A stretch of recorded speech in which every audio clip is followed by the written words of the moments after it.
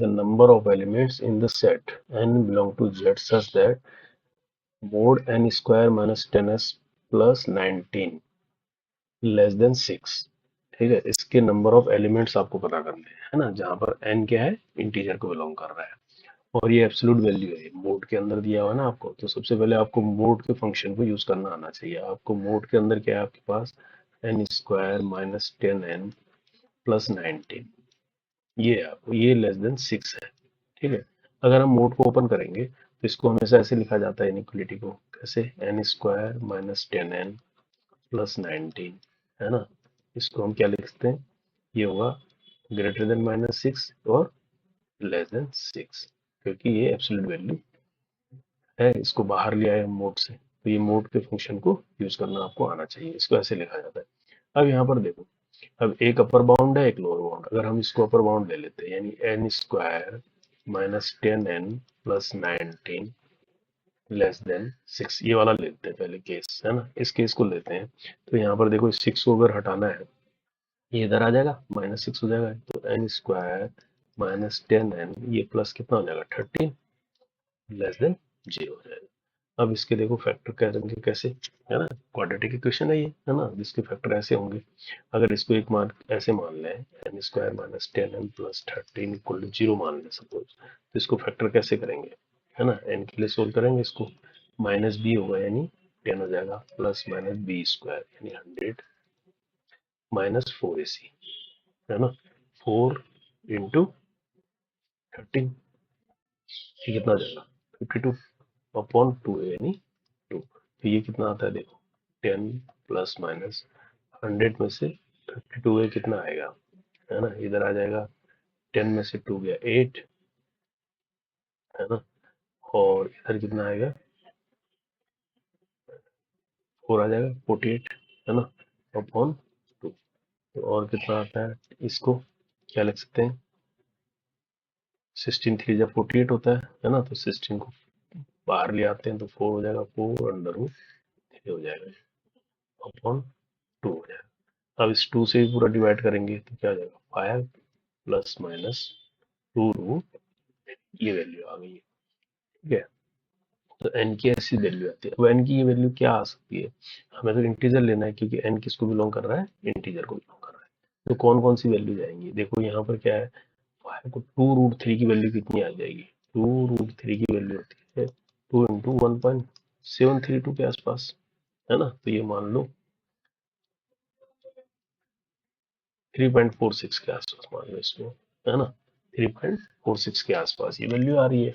ना। तो अब इसमें 5 में एक बार प्लस करेंगे तो क्या क्या वैल्यू आएगी, n की जो वैल्यू आएगी, एक आएगी 5 प्लस 3.46 लेंगे तो ये आ जाएगी 8.46, है ना। एक बार दूसरी वैल्यू आ जाएगी 5 माइनस 3.46, है ना, तो ये कितनी आ जाएगी, 4 5, और ये आ जाएगा 1.54 के आसपास आ जाएगा, नहीं आ जाएगा। तो इतनी वैल्यू आ रही है हमारे हिसाब से। अब यहाँ पर देखो, इंटीजर है ये, तो n क्या क्या होगा, है ना, 8.46 और 1.54 के बीच होगा, यानी n जो बिलोंग करेगा हमारे पास 1.54 टू 8.46, है ना। तो कहने का मतलब क्या क्या वैल्यू आएंगी, अब हमें इंटीजर लेना है तो 1 से ऊपर 2 आएगा, है ना, 3 आएगा, 4 आएगा, 5 आएगा, 6 आएगा, है ना, 7 आएगा और 8 आएगा। आएगा नहीं, इसके बीच आना ना, इसकी तो फिर ज्यादा हो जाएगा 9, तो है ना। तो ये वैल्यू जाएंगी n की, यहाँ से, समझ गए, ये कब है, जब अपर बाउंड लिया, ठीक है। अब लोअर बाउंड लेंगे, यानी n square minus 10n plus 13, ये वाला, है ना, ये क्या है, लेस देन -6, ऐसे है, -6 ऐसे है ना। इस केस में क्या करेंगे इसको, यानी ये -6 से बड़ा है, तो -6 को इधर लाएंगे तो क्या, यानी ऐसे बोल सकते हैं ना हम इसको, n square minus 10n plus 13 क्या है, ग्रेटर देन है -6 है, ऐसे समझ लो, है ना। तो इधर ले आएंगे तो n स्क्वायर माइनस 10n और ये 13 के साथ ऐड हो जाएगा तो कितना हो जाएगा 19 हो जाएगा, बस 19 greater than, sorry sorry sorry sorry, n square 19 तो ये पहले से था ना, हमने गलत लिख दिया इसको, ये 13 है 19 है, ये कितना है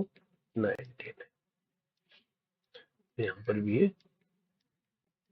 वैल्यू जो आ गई 19, ये आ गई 19, तो यहाँ कितना हो जाएगा 25 हो जाएगा, ये हो जाएगा 25, इधर ऐड हो जाएगा ना, ये जीरो से बड़ी है इतनी वैल्यू। अब इसके हम, ये क्वाड्रेटिक है, इसके तो फैक्टर हो जाएंगे, इसके फैक्टर क्या होंगे, है ना, 5 5 जा 25, है ना, तो n माइनस क्या आ जाएगा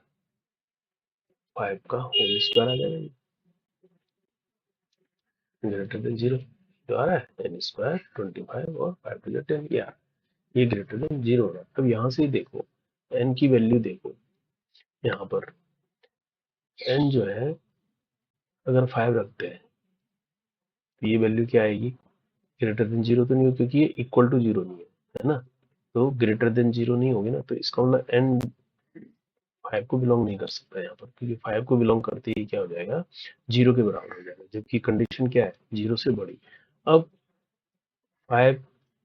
को छोड़ के कोई भी वैल्यू ले, माने 1 लेते हैं, 2 लेते हैं, 3 लेते हैं या माइनस लेते हैं, क्योंकि स्क्वायर है ना ये, तो ये सब क्या आएगा, एक इंटीजर वैल्यू आएंगी जो सब क्या है, ग्रेटर देन जीरो होगी। सपोज n इक्वल टू 6 रखता हूँ से, है ना, आपको चेक करा देंगे, तो क्या हो जाएगा 6 माइनस 5 का स्क्वायर आ जाएगा ये, है ना, ये कितना आ जाएगा 1, है ना, वो क्या है ग्रेटर देन जीरो है ना। अगर इसी तरह से मान लीजिए लोअर वैल्यू लेता हूँ मैं, 4 लेता हूँ, है ना, तो 4 माइनस 5 आएगा, तो ये क्या आ जाएगा -1 का स्क्वायर, यानी 1 हो जाएगा, ये भी ग्रेटर देन जीरो हो जाएगा। इसी तरह 3 लेता हूँ, मान लीजिए n इज इक्वल टू 3 लेता हूँ, तो 3 माइनस 5 का स्क्वायर, है ना, तो कितना आ जाएगा -2 का स्क्वायर, यानी 4 ही होगा ग्रेटर देन जीरो। कहने का मतलब माइनस प्लस सब इंटीजर्स के लिए ये सेटिस्फाइड होगा। तो कहने का मतलब n क्या बिलोंग कर रहा है, n does not belong to 5, है ना, इसका मतलब n belong all integers except 5। तो अब देखो, अब हमने दोनों में से कॉमन लेने हैं, नंबर ऑफ एलिमेंट बताने ना, तो कॉमन में देखो यहाँ 5 था ना, इसका इस 5 को हम रिमूव कर देंगे, है ना, और जो कॉमन है 2 तो इसमें भी आएगा ही, सभी इंटीजर्स में आएगा, तो इसका मतलब फाइनल जो है n किसको बिलोंग करेगा, 2 तो आएगा ही आएगा, 3 भी आएगा, 4 भी आएगा, है ना, 5 भी आएगा, 6 आएगा, 7 आएगा, 8 आएगा, ये तो कॉमन आ रहे हैं, है ना, तो यहाँ तो इसमें तो रहेंगे, n तो सभी इंटीजर को बिलोंग कर रहा है, तो उसमें तो यही, तो ये कितने एलिमेंट है, हमें नंबर ऑफ एलिमेंट बताते हैं, 1 2 3 4 5 6, तो नंबर ऑफ एलिमेंट्स कितने हो गए 6, ये आंसर हो गया आपका। समझ गए इस बात को, तो ऐसे किया जाएगा क्वेश्चन ये, है ना, तो सिंपल ही है, तो इसका आंसर हो गया क्या 6। होप आप समझ गए।